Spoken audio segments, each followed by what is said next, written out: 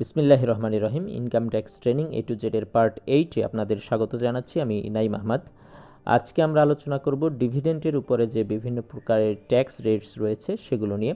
তো সংক্ষেপে যদি বলতে হয় যে ডিভিডেন্ট কী জিনিস, সেটা হচ্ছে বাংলাদেশে কিংবা সারা বিশ্বেই যে শত শত কোম্পানি রয়েছে, কোম্পানিগুলোর আবার শেয়ার হোল্ডার রয়েছে। তো বছর শেষে যখন কোম্পানির লাভ হয়, সেই লাভের একটা অংশ লভ্যাংশ তার শেয়ার হোল্ডারদের মাঝে কোম্পানি বিলি করে থাকে। এই যে লভ্যাংশটা শেয়ার হোল্ডারদের মাঝে বিলি করা হয়ে থাকে, এটি মূলত ডিভিডেন্ড ইনকাম। আর শেয়ার হোল্ডারের ক্ষেত্রে শেয়ার হোল্ডার যে টাকাটা পায় সেটা হয় ডিভিডেন্ড ইনকাম তার জন্য। তো কোম্পানির সমূহ যে ডিভিডেন্ড দিয়ে থাকে, এই ডিভিডেন্টের উপরেও অর্থাৎ তাদের শেয়ার হোল্ডারদের টাকা দেওয়ার ক্ষেত্রে কিংবা যে বেনিফিটই তারা দিক না কেন, সেক্ষেত্রে সরকার নির্ধারিত একটা ট্যাক্স রেট আছে, সেই ট্যাক্স রেট কেটে রাখতে হয়। তো এখানে একটা সংক্ষিপ্ত ছকে সেই রেটসগুলো আলোচনা করা হয়েছে। যদিও যখন আপনারা আইন পড়বেন অর্থাৎ অর্ডিন্যান্স পড়বেন, তখন এখানে বিস্তারিত ব্যাখ্যা বিশ্লেষণ রয়েছে। তো সংক্ষেপে বোঝার জন্য আমি এই ছকটি করেছি। কোম্পানির সমূহ ডিভিডেন্ড দেওয়ার সময় নিম্নোক্ত হারে ট্যাক্স কেটে রাখবে। প্রথম 1 নম্বরে রয়েছে আবাসিক কিংবা অনাবাসিক কোম্পানি, ফান্ড, ট্রাস্ট, সে 20% হারে ট্যাক্স কেটে রাখবে। তো এটা হচ্ছে আপনার একটু কনফিউজড হতে পারেন যে কোম্পানি আবার কোম্পানির ট্যাক্স কীভাবে কাটবে। এখানে একটি মাদার কোম্পানি আবার অনেক ছোট ছোট কোম্পানি অর্থাৎ তার অধীনস্থ সাবসিডিয়ারি বিভিন্ন কোম্পানির শেয়ার হোল্ডার মানে শেয়ার থাকতে পারে তার এখানে।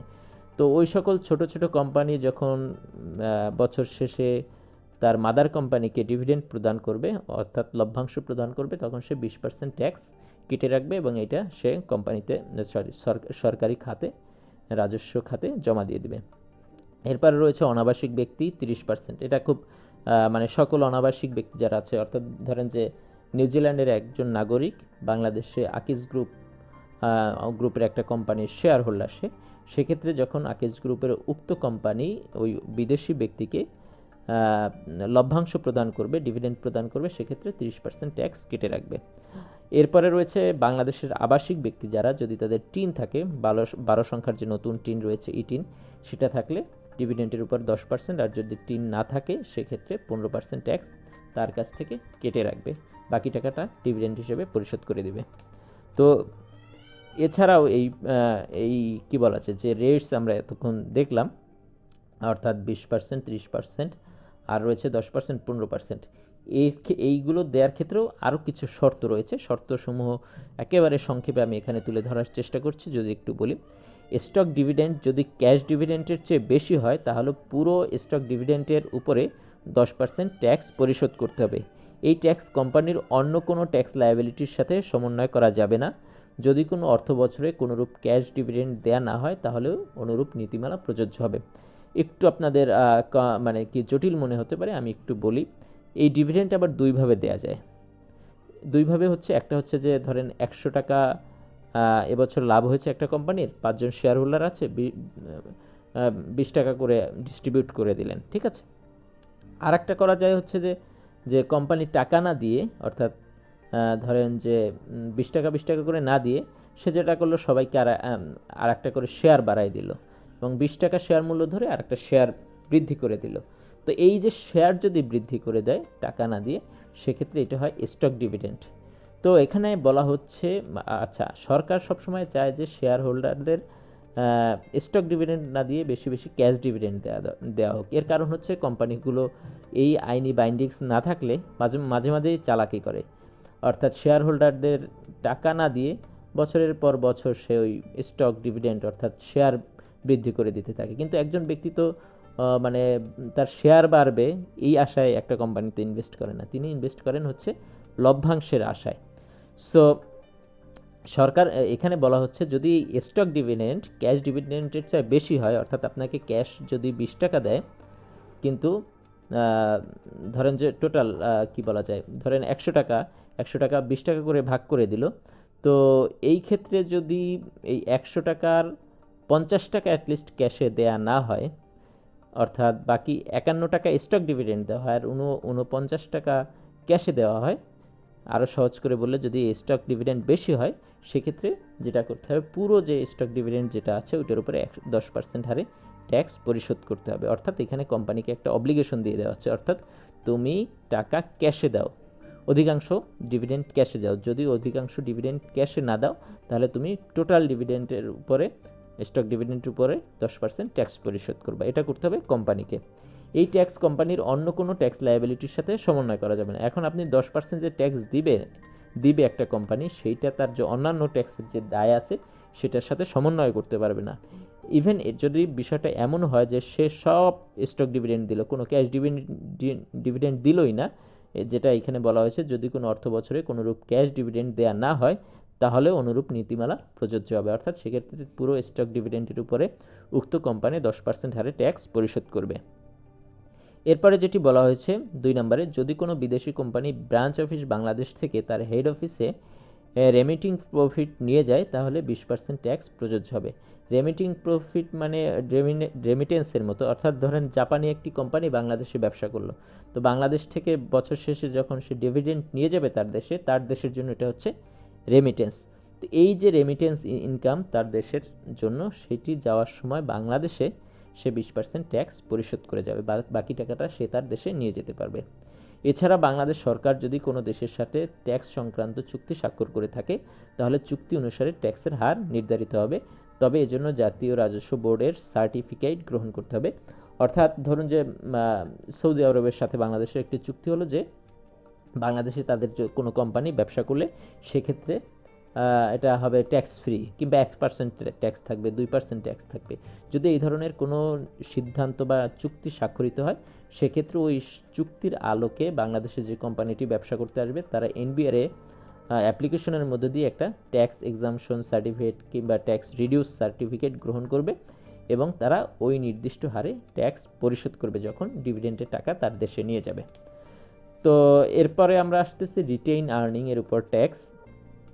রিটেইন আর্নিংটা কেমন? ধরেন যে আপনার এবছর 100 টাকা নিয়ে আপনি ব্যবসা শুরু করেছেন এবং বছর শেষে দেখা গেল যে আপনি এবছর 20 টাকা ইনকাম করেছেন, অর্থাৎ এখন আপনার মূলধন হয়ে গেল 120 টাকা। এক্ষেত্রে এই 20 টাকা যে যুক্ত হলো এটা হচ্ছে রিটেইন আর্নিং। তো এই 20 টাকা যুক্ত হয়ে এখন টোটাল আপনার হয়ে গেল 120 টাকা। তো এখানে দেখুন এক্ষেত্রে যে নিয়মটা রয়েছে, যদি কোনো লিস্টেড কোম্পানি তার ট্যাক্স দায় পরিশোধের পর নেট প্রফিটের 70% বেশি রিটেইন আর্নিং দেখায় সেক্ষেত্রে উক্ত রিটেইন আর্নিংয়ের উপর আরও 10% ট্যাক্স পরিশোধ করতে হবে। এখন দেখুন রিটেইন আর্নিং হলো আপনার কোম্পানিতে, ধরেন যে রিটেইন আর্নিংয়ের একটা জিনিস আপনি খেয়াল করুন, ট্যাক্সের সকল দায় পরিশোধের পর নেট প্রফিট যেটা থাকবে, অর্থাৎ 100 টাকা ধরেন এবছর যে কোম্পানির যে বার্ষিক লাভ হয়েছে এটার উপরে ট্যাক্স ইত্যাদি ইত্যাদি অনেক কিছু সব কিছু দিলেন, এরপরে যে প্রফিটটা থাকলো নেট প্রফিট, সেই প্রফিটটা একটা হতে পারে যে পরবর্তী বছর আপনার কোম্পানির মূলধনে যুক্ত হয়ে যেতে পারে, আর একটা করতে পারে সেটা যে ওইটার কোম্পানির যে শেয়ার হোল্ডার আছে তাদের মধ্যে আপনি ডিস্ট্রিবিউট করে দিতে পারেন। এইটা যদি না দিয়ে, অর্থাৎ মোটেও না দেন কিংবা 70%-এর বেশি রিটেইন আর্নিং দেখান, অর্থাৎ 100 টাকা আপনার শেষ পর্যন্ত নেট প্রফিট ছিল, আপনি 10 টাকা 20 টাকা মানে করলেন, শেয়ার হোল্ডারদের দিয়ে দিলেন, বাকি 70 টাকা বা 80 টাকা অর্থাৎ 70%-এর বেশি আপনি রিটেইন আর্নিং দেখালেন, সেক্ষেত্রে যেটা করতে হবে উক্ত রিটেইন আর্নিংয়ের উপরে আরও 10% ট্যাক্স পরিশোধ করতে হবে। আর যদি এরপরে যেটা বলা হয়েছে, এই ট্যাক্স কোম্পানির অন্য কোনো লায়াবিলিটির সাথে সমন্বয় করা যাবে না।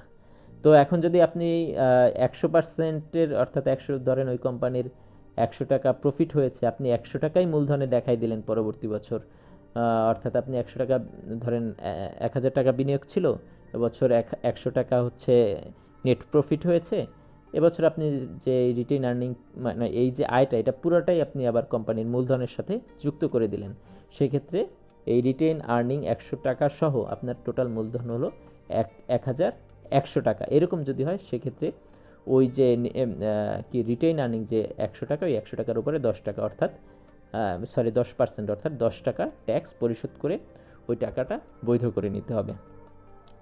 এরপরে রয়েছে অতিরিক্ত ট্যাক্স। এইটার মধ্য দিয়ে বেসিক্যালি আমরা যে ট্যাক্সের বিভিন্ন রেটস নিয়ে আলোচনা করতেছিলাম সেটার সমাপনী ঘটবে যদি কোনো কোম্পানি বিডা, অর্থাৎ বিডা হচ্ছে বিদেশ থেকে যখন কোনো নাগরিক বাংলাদেশে ব্যবসা বাণিজ্য বা চাকরি বাকরি করতে আসে তখন এই বিডা থেকে পারমিশন নিতে হয়, কিংবা বাংলাদেশ সরকার অনুমোদিত কর্তৃপক্ষের অনুমতি ব্যতীত কোনো বিদেশি নাগরিককে চাকরি প্রদান করে, তাহলে উক্ত কোম্পানির বার্ষিক আয়ের 50% কিংবা 5 লক্ষ টাকা 5 লক্ষ টাকার মধ্যে যেটি বেশি সেটি অতিরিক্ত ট্যাক্স হিসেবে পরিশোধ করতে বাধ্য থাকবে। অর্থাৎ ধরেন আপনি একটা কোম্পানি, কি নাম দেব আমি, ধরেন নাইম প্রাইভেট লিমিটেড। এই নাইম প্রাইভেট লিমিটেডে আমার একজন ইঞ্জিনিয়ার লাগবে। এখন বাংলাদেশে ভালো ইঞ্জিনিয়ার পাইলাম না, বা বিডা থেকে অনুমোদন নিতেও তো একটা জটিলতা আছে। আমি করলাম কি, ধরুন যে ইউএসএ থেকে একজন ইঞ্জিনিয়ার নিয়ে আসলাম। এখন এই ইউএসএ থেকে ইঞ্জিনিয়ার আনার ক্ষেত্রে অবশ্যই আমার বিডার পারমিশন নিতে হবে। কিন্তু এটা যদি আমি না নেই এবং পরবর্তী সরকার যদি ধরতে পারে আমাকে, তাহলে যেটা করবে, আমার কোম্পানির যে বার্ষিক আয় আছে তার 50%, অর্থাৎ ধরেন এই বছর আমি ইনকাম করলাম কি বলা যায় 5 লক্ষ টাকা, তাইলে সেক্ষেত্রে দাঁড়াইতেছে 2.5 লক্ষ টাকা কিংবা 5 লক্ষ টাকা, এই দুটার মধ্যে যেটি বেশি। এখন 2.5 লক্ষ আর 5 লক্ষের মধ্যে 5 লক্ষ টাকা বেশি, তাহলে আমাকে এই 5 লক্ষ টাকা অনেক এটা বলতে পারেন যে জরিমানাও বলতে পারেন, এই জরিমানা হিসেবে বা অতিরিক্ত ট্যাক্স হিসেবে এটা সরকারি খাতে পরিশোধ করতে হবে। এরপরে রয়েছে ইনভেস্টমেন্ট, এক্সপোর্ট এবং ইম্পোর্টের ক্ষেত্রে অতিরিক্ত ট্যাক্স। তো একটু যদি দেখুন, এক্সপোর্ট কিংবা ইম্পোর্টের ক্ষেত্রে ঘোষিত মূল্যের চেয়ে পরিশোধিত মূল্য যদি বেশি বা কম হয়, তাহলে উক্ত পার্থক্য মূল্যের উপর 50% অতিরিক্ত ট্যাক্স পরিশোধ করতে হবে। ইনভেস্টমেন্টের ক্ষেত্রে অনুরূপ বিধান প্রযোজ্য হবে। এখন আপনারা যারা এক্সপোর্ট ইম্পোর্টের সাথে একটু পরিচিত রয়েছেন, তারা খুব সহজে বিষয়টা বুঝবেন। হুন্ডি বলে একটা বিষয় আছে। ধরেন আমি ইন্ডিয়া থেকে পেঁয়াজ আমদানি করব, 1000 টাকার পেঁয়াজ আনবো আমি। তো 1000 টাকার পেঁয়াজ যদি আমি আনতে যাই, সেক্ষেত্রে ব্যাংকিং চ্যানেলে টাকাটা নিশ্চয়ই পাঠাইতে হবে। তো 1000 টাকা পাঠাইতে গেলে সেখানে ব্যাংক একটা চার্জ কাটবে, পোর্টে একটা ফি দিতে হবে, ইত্যাদি ইত্যাদি বিষয় আছে। হ্যাঁ, তো এবং ভ্যাট কাটবে, ইত্যাদি বিষয় আছে। তো এখন আমি কি করলাম, যে এই পেঁয়াজের মূল্য 500 টাকা দেখাইলাম, 500 টাকা দেখায় ব্যাংকিং চ্যানেলে 500 টাকা পাঠাইলাম, সরকার আমার ওই 500 টাকার উপরে ভ্যাট কেটে রাখলো, আর বাকি 500 টাকা আমি হুন্ডির মাধ্যমে পাঠাইলাম। এতে যেটা হয় যে সরকার এই বাকি 500 টাকার যে ভ্যাট এবং এটি বা অন্যান্য যে বিষয়গুলো আছে, এইটি থেকে সরকার বঞ্চিত হলো। এজন্য সরকার যেটা করছে, আপনি বাইরে মাল পাঠান কিংবা আনেন, যেটাই করেন, সেক্ষেত্রে এইরকম যদি পরিশোধিত মূল্য এবং যে টাকাটা আপনি পরিশোধ করছেন কিংবা গ্রহণ করছেন, এটার মধ্যে যদি তারা কোনোভাবে কোনো পার্থক্য দেখতে পায়, তাহলে উক্ত পার্থক্যের মূল্যের উপর, এখানে দেখেন 500 টাকার ডিস্টেন্স, আমি 500 টাকার 1000 টাকার পেঁয়াজ এনে 500 টাকা পরিশোধ করছি, তাহলে 500 মাইনাস করলে গ্যাপ থাকে 500 টাকা। এই 500 টাকার উপর 50%, অর্থাৎ 250 টাকা অতিরিক্ত ট্যাক্স পরিশোধ করতে হবে। ইনভেস্টমেন্টের ক্ষেত্রে অনুরূপ, অর্থাৎ দেখা গেল আপনি একটা বাংলাদেশে কোথাও ইনভেস্টমেন্ট করছেন, ধরেন সেখানে 1000 টাকা ইনভেস্টমেন্ট করছেন, কিন্তু আপনি খাতা কলমে বা বিভিন্নভাবে দেখাইলেন, বিভিন্ন ট্যাক্স বা অন্যান্য বিষয়ে ফাঁকি দেওয়ার জন্য দেখালেন যে এটা এখানে 500 টাকা বিনিয়োগ করছেন। এই গ্যাপটা যদি সরকার বা ট্যাক্স অফিস আপনার ধরতে পারে, সেক্ষেত্রে 50% হারে আপনার উপর অতিরিক্ত ট্যাক্স কিংবা জরিমানা ট্যাক্স আরোপ করে দিতে পারে। এটি হচ্ছে আইনি বিধান। তো বন্ধুগণ বা শ্রোতাগণ, আজকে এ পর্যন্তই। মূলত এই পর্বের মধ্য দিয়ে আমাদের যে বিভিন্ন প্রকারের ট্যাক্স রেট যেগুলো ছিল, পার্সোনাল, কর্পোরেট এবং অন্যান্য যেগুলো ছিল, সেইগুলোর আলোচনা শেষ হলো। তো আগামী পর্বে আমরা ট্যাক্স সংশ্লিষ্ট অন্যান্য জিনিস নিয়ে আবার আলোচনা শুরু করব। তো আপনারা সাথে থাকবেন, এই আশাবাদ ব্যক্ত রেখে এখানেই শেষ করছি। আসসালামু আলাইকুম রহমতুল্লাহ।